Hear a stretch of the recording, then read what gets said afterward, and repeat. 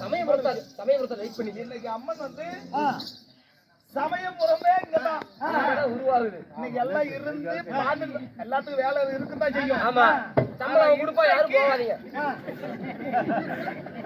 எப்படி பாரு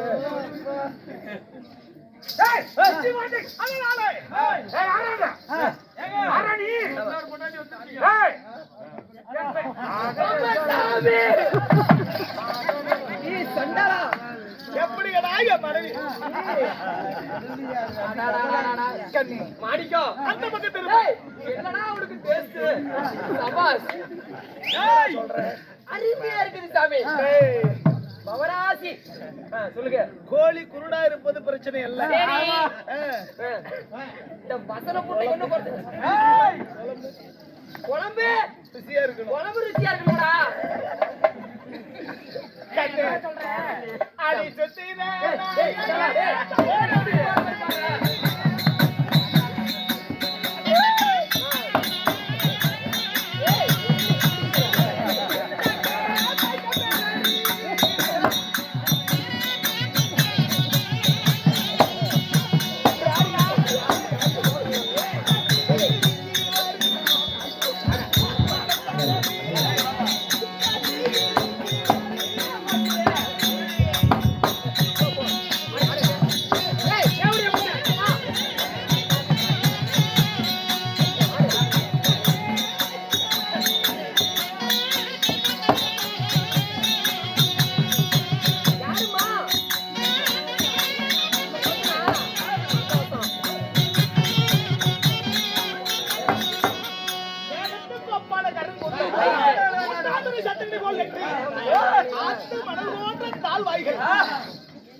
சங்கு போன்ற கழுத்து என்ன வீட்டுக்காரி உள்ள போக எல்லாம் பாத்துட்டு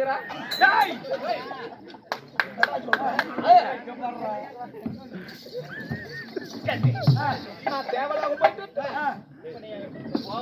ஒரு டாட்டா சொல்லு, ஒரு டாட்டா சொல்லு.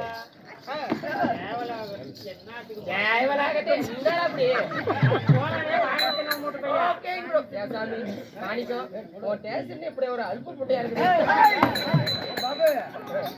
பைக் எடுத்துருச்சு.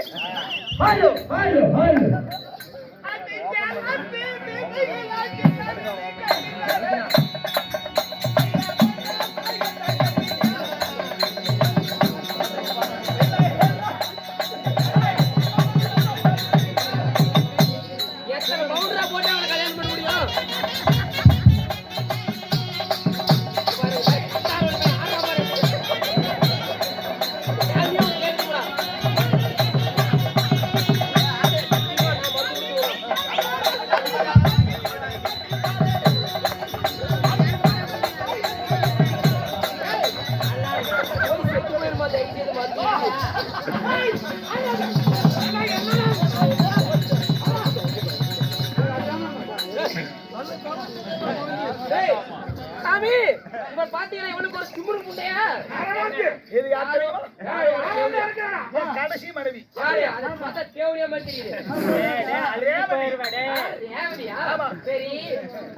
ஒன்னாதான் இருப்பீங்க. என் பெயர் பரமகேது. சகல வியாபாரி வியாபாரம் என்னுடைய பாரத்தை பணிய வேண்டும். பணிய மறுத்தால் உனக்கு கொடுத்த உனக்கு தண்டனை.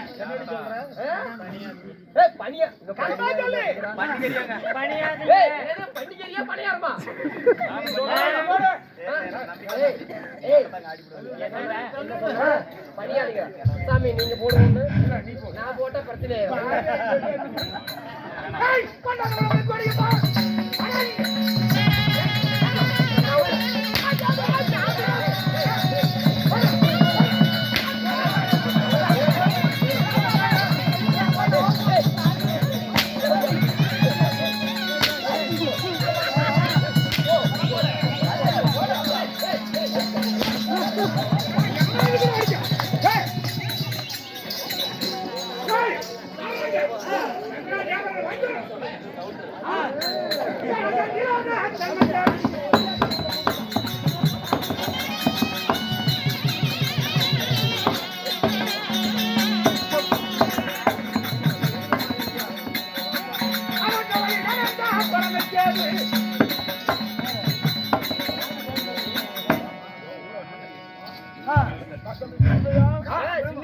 சுன்னி பையனா சாமி பாத்தீங்களா ஆளக்கூடிய சதுரமுக பிரம்மதேவன் உன்னை படிச்சதே நாம புண்ணியம் நீ புண்ணியம் முடிச்சாதா இதுக்கப்புறம் புது பிரம்மா வந்திருக்கிறாரு அப்படியா இவர்தான் பிரம்மா இனிமேல் நான் தாண்டா பிரம்மா உன் வேலையை விட்டுட்டு போயிரு அந்த மாயவ கண்ணா அந்த மரியாதையாக என்னுடைய பாதத்தை ஹலோ வணிக இங்க பார் இசிசிய பிரம்மா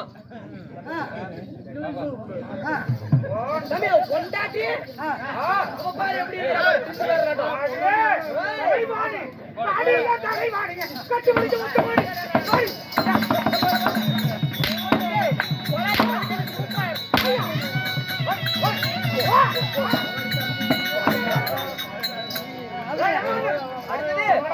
மாயமா சாமி அடுத்து அவனதான் முடியும்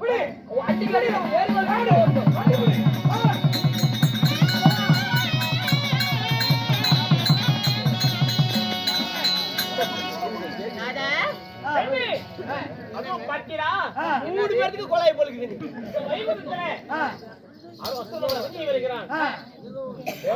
கண்ணா மரியாதையாக என்னுடைய பாதத்தை வணிக வேண்டும் இல்லை என்றால் அப்படியா எப்படி என்ன வேணும் நீ யாரு? ஏன் கேட்ட என்ன பண்ற நீ யாரடி? எனக்கு பதில் கூறுடி. அப்படி ஐயோ,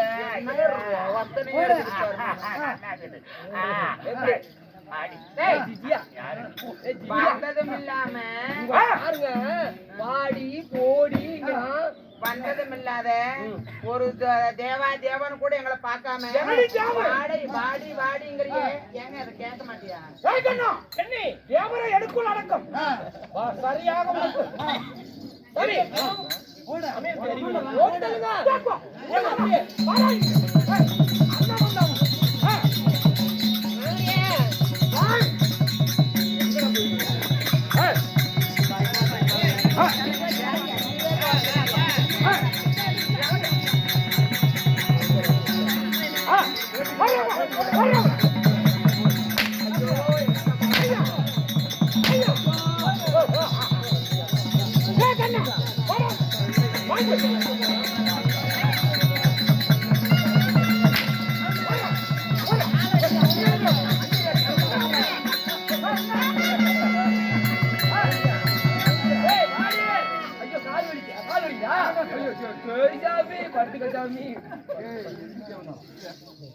சகல தேவாதி தேவரெல்லாம் அடிச்சு அதாகதம் செய்து எனக்குள் அடக்கம் சிறையில் வைத்து ஓடி திரும்பி பார்க்க ஓ சாமி அக்கா போயிருக்கா அந்த ஆயால பிடிச்சிட்டு போயிரு அப்படியே வீட்டுக்கு அடுத்தது நம்மள கொல்ல யாருமே இல்ல நீங்களே விஷ்ணு நீங்களே பிரம்மா ஆமாங்க நீ நிச்சயமாக எல்லாமே நீங்க தான் முன்னாடிக்கு எவனால முடியும் அதனால போலாம் கீக்கராத்தி பாளையம்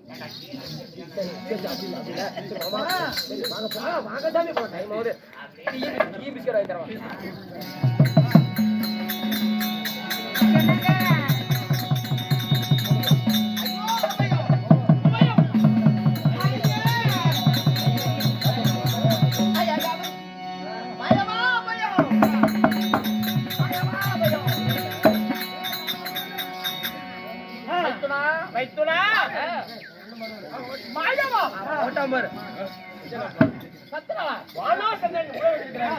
சாமி செத்துட்டாரு நினைச்சீங்களா உயிரோட தான் இருக்கிறாரு ஐயா கேக்குறாமா சுவாமி சந்திரா எங்களாதி மூலத்தே மாயவா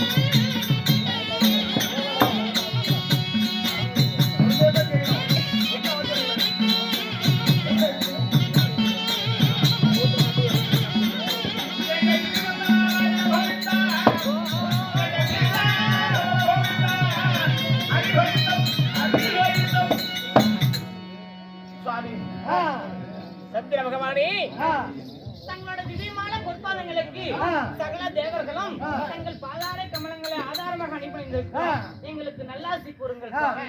உலகத்தை காட்டி காட்டி காக்கும் பரம்பொருளே, இது என்ன சோதனை?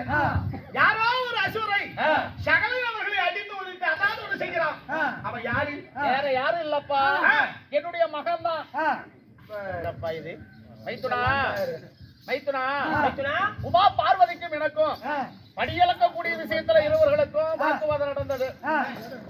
அதனால நடவை நட்டு அறுவடை செய்து அதை வைத்து தான் படியளக்கணும். என்ன அத படிய அப்படியே நடவை நட்டு அறுவடை செய்து படியளக்க போறேன்னு சொன்னேன்.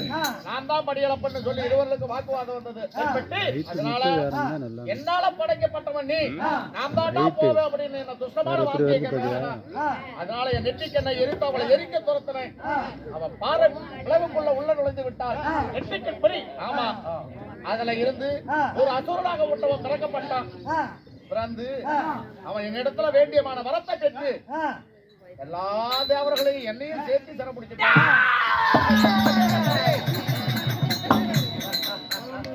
உனக்கு ஏடா பெருசாதி சரி, நான் போயிட்டு வரேன். அதனால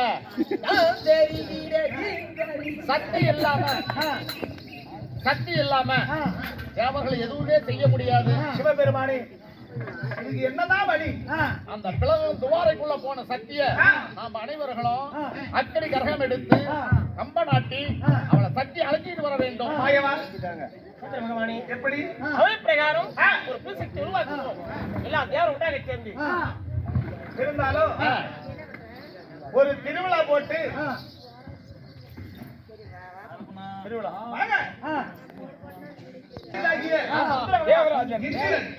பாவம் ஆலயமாய் இழந்து இழந்து ரொம்ப பரிதாப நிலையில் வந்திருக்கிறார்.